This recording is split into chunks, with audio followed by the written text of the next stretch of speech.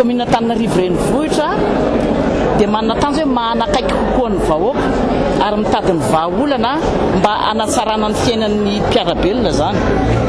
Ny tapaka androany mbola tsisy tapana zay nananganana leo manangana commission mba ho matotra tsara le zavatra dinihana mba tsisy hoe ampiadiny sasany samy vahoaka zany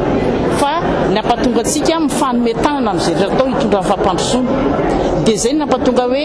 atao farak'izay aingana raha vao mitsangana le commission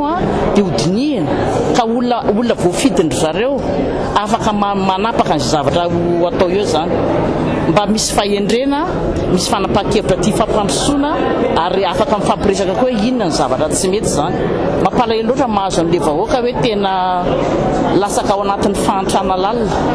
nefa moa tsy maintsy mivelona isan'andro zany dia atao zay fiaraha-miasa akaiky tanterahana an'izay. Ka mbola samy malagasy dia tiako foana hoe inona ny zavatra tokony eno'ny fitondrana aminy dia mitondra hoe inona ny zavatra tedavana, inona ny vahaolana ary nefa koa hoe zavatra azo tanterahana le izy fa tsy hoe filambanina ohatra ny hoe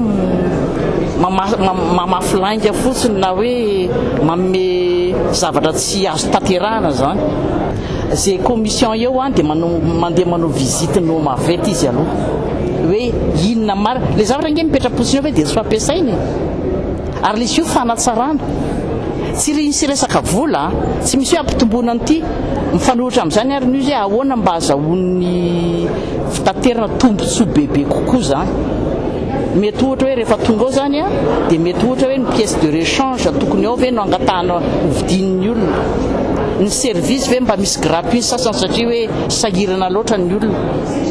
zay ampamalefaka ny vola lanin'ny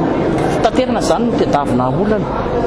Raha ohatra tsy mety andray anatin'ilay commission le avy amin'ny FTAR dia inona no mety zavatra izy satria samy ohatra mitazona ny heviny daholo. Tena zao zany no atao hoe atao hitany hoe inona ny tombontsoa ho azon'ny vahoaka any amin'ny mavety.